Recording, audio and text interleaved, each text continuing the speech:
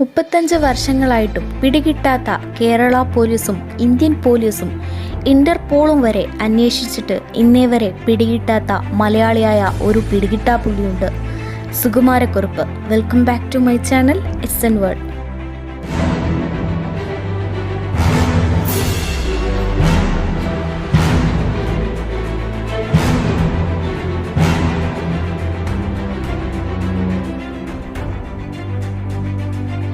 നമ്മുടെ DQ നായകനായ കുറുപ്പ് എന്ന ഫിലിം നിങ്ങൾക്ക് എല്ലാവർക്കും കേട്ടിട്ടുണ്ടാകുമെന്ന് പ്രതീക്ഷിക്കുന്നു. അപ്പോൾ എന്താണ് ഈ സുകുമാരക്കുറുപ്പ് കേസ്? എന്താണ് അതിൽ സംഭവിച്ചിട്ടുള്ളത്? ആരാണ് അതിൽ പ്രതികൾ? എന്തൊക്കെയാണ് ഇതിൻ്റെ ഡീറ്റെയിൽസുകൾ? ഇത്തരത്തിലുള്ള ഒരുപാട് കാര്യങ്ങളെക്കുറിച്ചാണ് ഈ ഒരു വീഡിയോയിലൂടെ പറയാൻ പോകുന്നത്.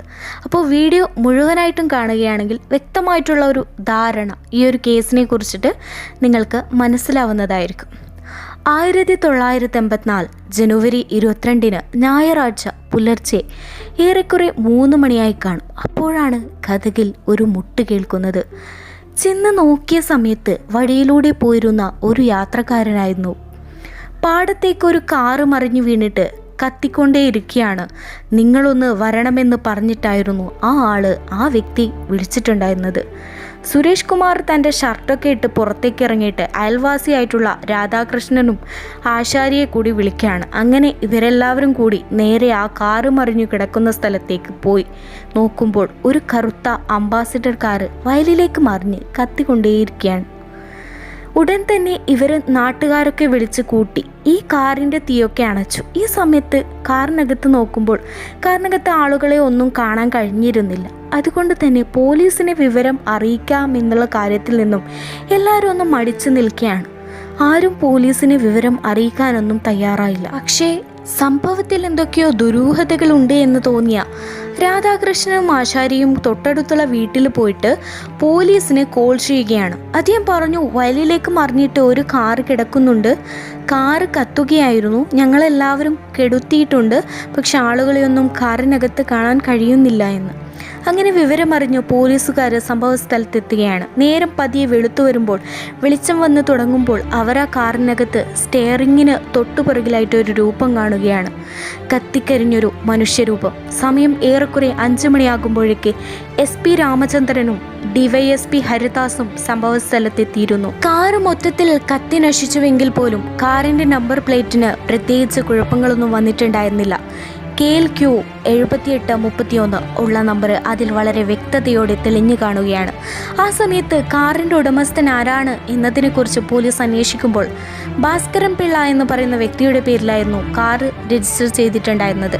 എന്നാൽ ഭാസ്കരൻ പിള്ള കുറച്ച് മാസങ്ങൾക്ക് മുമ്പ് ഈ അംബാസിഡർ കാറ് തൻ്റെ അളിയനായിട്ടുള്ള സുകുമാരക്കുറുപ്പിനെ വിറ്റിരുന്നു. തുടർന്ന് കാറിനകത്ത് നിന്ന് ബോഡി പുറത്തെടുത്ത് ഷർട്ടും മുണ്ടുമൊക്കെ പരിശോധിച്ച് ഹൈറ്റും കാര്യങ്ങളൊക്കെ നോക്കിയ സമയത്ത് ഇത് സുകുമാരക്കുറുപ്പ് ആയിരിക്കാം എന്നുള്ള നിഗമനത്തിൽ അവസാനം പോലീസ് എത്തിച്ചേരുകയാണ്. നേരം പതിയെ പുലർന്നുകൊണ്ടിരിക്കുമ്പോൾ DYSP ഹരിദാസ് 2 ആളുകളെ സുകുമാരക്കുറുപ്പ് മരിച്ചു എന്ന വിവരം അറിയിക്കാൻ വേണ്ടിയിട്ട് സുകുമാരക്കുറുപ്പിൻ്റെ വീട്ടിലേക്ക് പറഞ്ഞേക്കുകയാണ്. പോലീസുകാരവിടെ ചെന്ന് നിങ്ങളുടെ മകൻ മരിച്ചു എന്ന് പറയുമ്പോൾ ആ കുടുംബത്തിലുള്ള ആരുടെയും മുഖത്ത് യാതൊരു വിധത്തിലുള്ള ഭാവവ്യത്യാസങ്ങളും കാണുന്നില്ല. അതേപോലെ തന്നെ പുതിയൊരു കാറ് കൂടെ അവരുടെ മുറ്റത്ത് കിടക്കുന്നുണ്ടായിരുന്നു.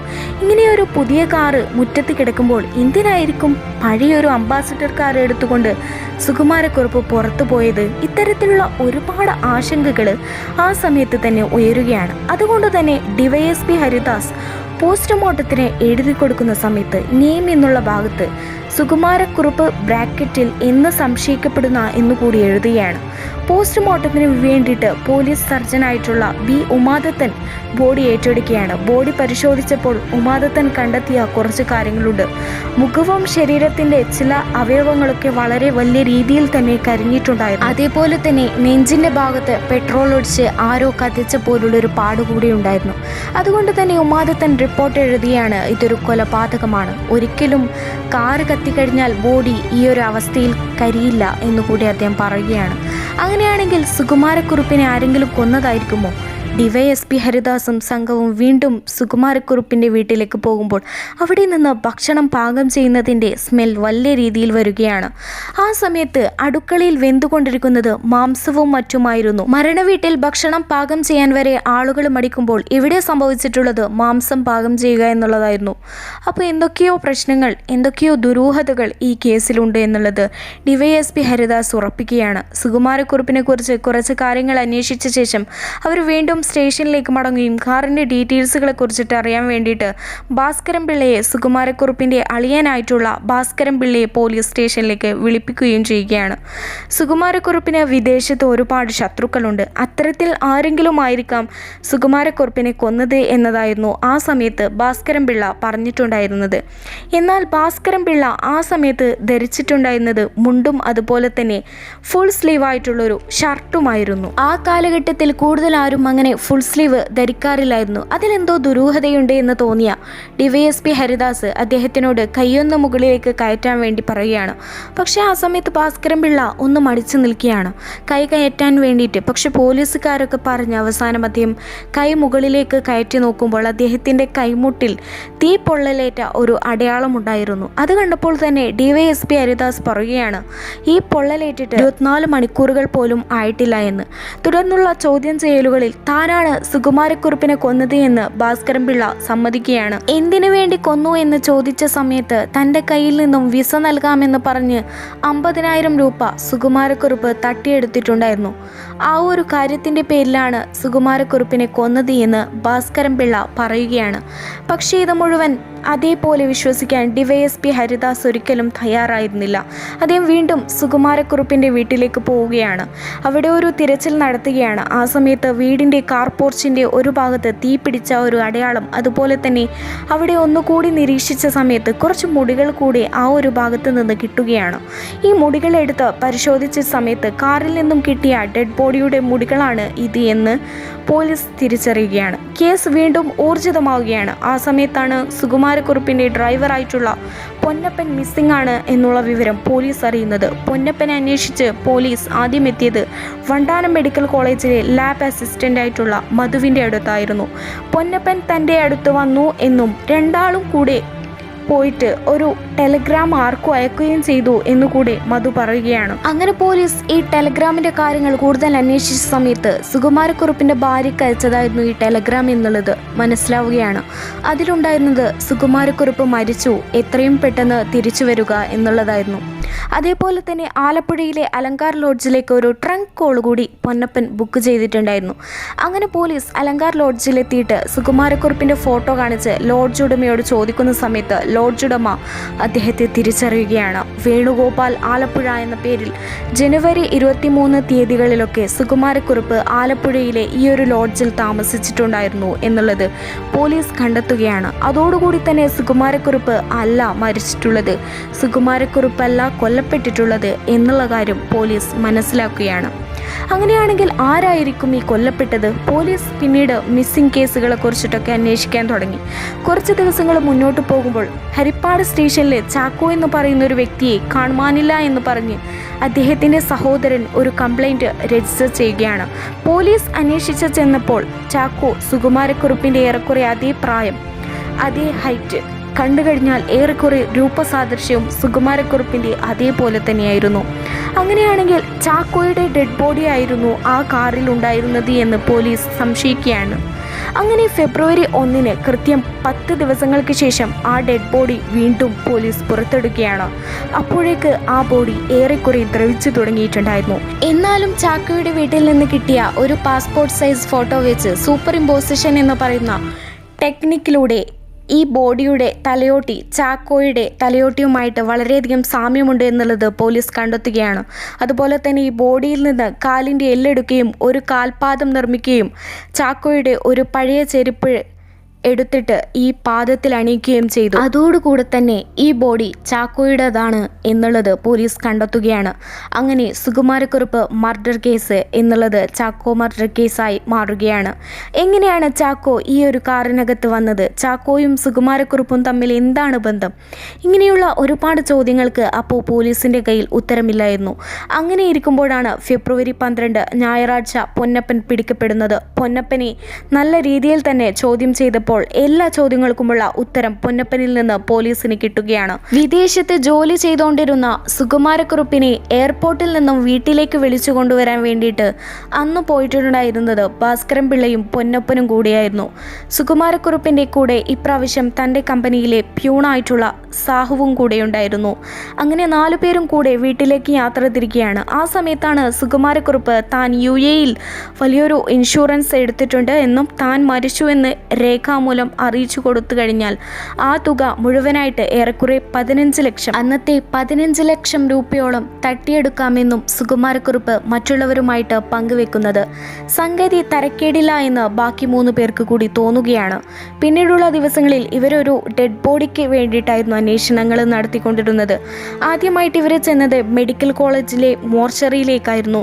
അവിടെ നിന്നൊരു ഡെഡ് ബോഡി മോഷ്ടിക്കാം എന്നുള്ളതായിരുന്നു ഇവരുടെ ആദ്യത്തെ പ്ലാൻ. പക്ഷേ ഈ ബോഡിയിൽ ഫോർമാലിൻ കലർന്നിട്ടുള്ളത് കൊണ്ട് തന്നെ പോസ്റ്റ്മോർട്ടം റിപ്പോർട്ടിൽ പെട്ടെന്ന് തന്നെ തിരിച്ചറിയുമെന്നുള്ളത് കൊണ്ട് അവർ ആ ശ്രമം ഉപേക്ഷിക്കുകയാണ്. പിന്നീട് ഏതെങ്കിലും ഒരു ശ്മശാനത്തിൽ നിന്നും ഒരു ബോഡി മോഷ്ടിക്കാം എന്നുള്ള തീരുമാനത്തിലെത്തുന്നു. അങ്ങനെ ഇവർ ആലപ്പുഴയിലെ വലിയ ചുടുകാട് ശ്മശാനത്തിലെത്തുന്നു. അവിടെയുള്ള സെക്യൂരിറ്റിയുമായി സംസാരിച്ച സമയത്ത് അദ്ദേഹം ഈ കാര്യത്തിന് കൂട്ടുനിൽക്കാത്തത് കൊണ്ട് ആ ശ്രമവും അവിടെ പാളിപ്പോവുകയാണ്. പിന്നീട് അവരുടെ മുമ്പിലുണ്ടായിരുന്ന ഒരേ ഒരു വഴി സുകുമാരക്കുറുപ്പുമായി സാദൃശ്യം തോന്നുന്ന ഒരാളെ കൊല്ലുക എന്നുള്ളതായിരുന്നു. അങ്ങനെ ഒരാളെ കണ്ടെത്താൻ വേണ്ടിയിട്ട് പിന്നീടുള്ള ഓരോ ദിവസങ്ങളിലും അവർ രാത്രി കാറുമെടുത്ത് റോന്ത് ചുറ്റാൻ തുടങ്ങി. അങ്ങനെ ഇവർ റോന്ത് ചുറ്റിക്കൊണ്ടിരിക്കുന്നതിനിടയിൽ ജനുവരി 21 രാത്രി കരുവാറ്റ ഹരി തിയേറ്ററിന്റെ മുന്നിൽ വെച്ചിട്ട് ഒരാൾ വണ്ടിക്ക് കൈ കാണിക്കുകയാണ്, ലിഫ്റ്റ് ചോദിക്കുകയാണ്. കണ്ടു കഴിഞ്ഞാൽ സുകുമാരക്കുറുപ്പിനോട് വളരെയധികം സാദൃശ്യം തോന്നുന്ന ഒരു വ്യക്തി, ഫിലിം റെപ്രസെന്റേറ്റീവ് ആയിട്ടുള്ള ചാക്കോ ആയിരുന്നു അത്. അവരെങ്ങനെ അദ്ദേഹത്തെ കാറിൽ കയറ്റുകയാണ്. പിന്നീട് ഈതർ കലർന്നിട്ടുള്ള മദ്യം കൊടുക്കാൻ വേണ്ടി കൊടുക്കുകയാണ്. അത് നിരസിച്ചപ്പോൾ മനഃപൂർവ്വം ബലം പ്രയോഗിച്ചുകൊണ്ട് ഈ മദ്യം അദ്ദേഹത്തിൻ്റെ തൊണ്ടയിലേക്ക് ഒഴിക്കുകയാണ്. പിന്നീട് ഭാസ്കരൻ പിള്ള തൻ്റെ കയ്യിലുള്ള തോർത്തുപയോഗിച്ച് ചാക്കോയുടെ കഴുത്തിൽ കുരുക്കുകയും സീറ്റിലേക്ക് തലവെച്ച് തല ഒടിച്ച് അദ്ദേഹത്തെ കൊല്ലുകയും ചെയ്യുകയാണ്. അതിനുശേഷം ഇവർ ഈ ചാക്കോയുടെ ബോഡിയുമായിട്ട് സുകുമാരക്കുറുപ്പിൻ്റെ വീട്ടിലെത്തുകയും കാർ പോർച്ചിൻ്റെ ഭാഗത്തിട്ടുകൊണ്ട് പെട്രോൾ ഉപയോഗിച്ചിട്ട് മുഖവും മറ്റു ശരീരഭാഗങ്ങളൊക്കെ കരിക്കുകയാണ്. ബോഡി തിരിച്ചറിയാനാകാത്ത സ്ഥിതിയിലാക്കിയ ശേഷം കാറിനകത്താക്കിയിട്ട് വയലിലേക്ക് മറിച്ചിടുകയും പിന്നീട് പെട്രോൾ ഉപയോഗിച്ച് കാർ കത്തിക്കുകയും ചെയ്യുകയാണ്. ഇതായിരുന്നു യഥാർത്ഥത്തിൽ സംഭവിച്ചിട്ടുണ്ടായിരുന്നത്. സംഭവ സ്ഥലത്തിൻ്റെ പരിസരങ്ങളിൽ നിന്നും ഇവരന്ന് ഉപയോഗിച്ചിട്ടുണ്ടായിരുന്ന കന്നാസും അതുപോലെ തന്നെ ഹാൻഡ് ഗ്ലൗസുകളൊക്കെ പോലീസ് പിന്നീട് കണ്ടെത്തുകയാണ്. ബാക്കി ആളുകളെ മുഴുവൻ പോലീസ് കണ്ടെത്തിയെങ്കിലും സുകുമാരക്കുറുപ്പിനെ കണ്ടെത്താൻ പോലീസിന് കഴിഞ്ഞില്ല. അങ്ങനെ അവസാനം 1990 കോടതി സുകുമാരക്കുറുപ്പിനെ പിടികിട്ടാപ്പുള്ളിയായിട്ട് പ്രഖ്യാപിക്കുകയാണ്. അതേപോലെ തന്നെ 1-ാം പ്രതിയായിട്ടുള്ള ഭാസ്കരൻ പിള്ളക്കും 2-ാം പ്രതിയായിട്ടുള്ള പൊന്നപ്പനും ജീവപര്യന്തം തടവ് കോടതി ശിക്ഷിക്കുകയാണ്. കൂട്ടത്തിലുണ്ടായിരുന്ന സാഹു എന്ന് പറയുന്ന ചെറുപ്പക്കാരനെ പോലീസ് മാപ്പുസാക്ഷിയാക്കുകയാണ്. പിന്നീടുള്ള നീണ്ട കാലങ്ങൾ പോലീസ് സുകുമാരക്കുറുപ്പിന് വേണ്ടിയിട്ട് പലതരത്തിലുള്ള അന്വേഷണങ്ങൾ നടത്തിക്കൊണ്ടേയിരുന്നു. കേരളത്തിൽ മുഴുവനായും ഇന്ത്യയിൽ മുഴുവനായുമൊക്കെ പോലീസ് അരിച്ചു പെറുക്കിയെങ്കിലും സുകുമാരക്കുറുപ്പിനെ കണ്ടെത്താൻ കഴിഞ്ഞില്ല. അങ്ങനെ കേസ് അവസാനം ഇന്റർപോളിന് വിടുകയാണ്. ഇന്റർപോളും വലിയ രീതിയിൽ തന്നെ അന്വേഷണം നടത്തിയെങ്കിലും ഏറെക്കുറെ 3-4 ആളുകളെയൊക്കെ സുകുമാരക്കുറുപ്പുമായി സാദൃശ്യം വരുന്ന ആളുകളെ കണ്ടെത്തിയെങ്കിലും അവസാനം അവരൊന്നുമല്ല സുകുമാരക്കുറുപ്പ് എന്ന് തെളിയുമ്പോൾ അവരെയൊക്കെ വിട്ടയച്ചു.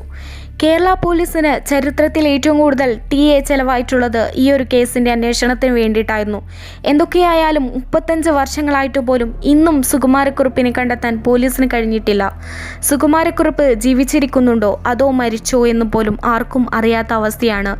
ഇന്ന് അദ്ദേഹം ജീവിച്ചിരിക്കുന്നുണ്ടെങ്കിൽ ഏറെക്കുറെ 70 വയസ്സ് അദ്ദേഹത്തിന് പ്രായമുണ്ടായിരിക്കും. ഇന്നും സുകുമാരക്കുറുപ്പിനെ പറ്റി അന്വേഷിച്ചു കൊണ്ടിരിക്കുകയാണ്. 2012 സുകുമാരക്കുറുപ്പിൻ്റെ മകൻ്റെ കല്യാണ സമയത്ത് പോലും സുകുമാരക്കുറുപ്പ് വരുമെന്ന് കരുതിയ പോലീസ് അവിടെ വല വിരിച്ചിട്ടുണ്ടായിരുന്നു. അത്രയും വലിയൊരു പിടികിട്ടാപ്പുള്ളിയാണ് സുകുമാരക്കുറുപ്പ് എന്ന് പറയുന്നത്. വിദേശത്ത് മാന്യമായ ജോലിയും ശമ്പളവും ഉണ്ടായിട്ടും ഈ സുകുമാരക്കുറുപ്പിൻ്റെ അത്യാർത്തി മൂലം വരുത്തിയ ഒരു സംഭവമാണിത്. അതായത് അദ്ദേഹം വണ്ടാരം മെഡിക്കൽ കോളേജിലടുക്കൽ 24 സെൻറ്റിൽ ഒരു ബംഗ്ലാവ് പണിയുന്നുണ്ടായിരുന്നു, ഒരു കൂറ്റൻ മാളിക. ഈ വീടിൻ്റെയൊക്കെ പണിക്ക് പെട്ടെന്ന് പണം ആവശ്യം വന്നു. അപ്പോൾ അതിൻ്റെ ഒരു കാര്യത്തിനാണ് അദ്ദേഹം ഇത്രയും സംഭവങ്ങൾ നടത്തിയത്. ഒന്നോർത്തു നോക്കുക. പണത്തോടുള്ള ആർത്തി മനുഷ്യനെ ഭ്രാന്തനാക്കും എന്ന് പറയുന്നത് എത്ര സത്യമാണ്. അപ്പം എന്തായാലും ഈ വീഡിയോ കണ്ടതുകൊണ്ട് സുകുമാരക്കുറുപ്പിനെ കുറിച്ചിട്ടുള്ള എല്ലാ കാര്യങ്ങളും നിങ്ങൾക്ക് മനസ്സിലായിരിക്കുമെന്ന് പ്രതീക്ഷിക്കുന്നു. അപ്പോൾ ഇതിലും നല്ല ഒരുപാടധികം വീഡിയോസുകളുമായിട്ട് കണ്ടുമുട്ടാവുന്ന പ്രതീക്ഷയോടെ ബൈ.